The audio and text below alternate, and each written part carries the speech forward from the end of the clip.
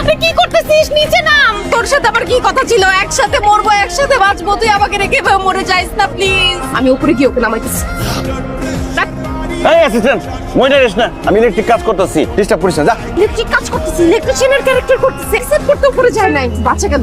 আরে কেমনে বাঁচবি? সুইসাইড করতে না যাক, ইলেকট্রিক শকটাই মরে যাবো, তাড়াতাড়ি নামাই দেবো। না, এইভাবে কাজ হবে না।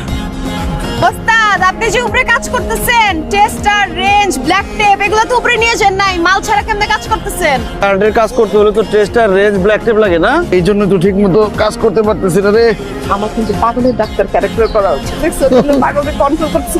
ওস্তাদ, আস্তে আস্তে আস্তে না। ওস্তাদ, মালামাল সব বাসায় রেখেছি, চলেন বাসাতে নিয়ে আসি। চলেন। 6 বছর ধরে আমার অ্যাসিস্ট্যান্ট হিসেবে কাজ করতেছস, আমি এখানে ইলেকট্রিক কাজ করতে আসছি, তুই মালপত্র বাসায় রেখে আসলে হবে? আমি তো পুরো এলাকার লাইন কেটে দিচ্ছি। কি দিয়ে কাটছস? এই যে প্লাস আছে না, প্লাস দিয়ে কাটছি একদম উপরেরটা।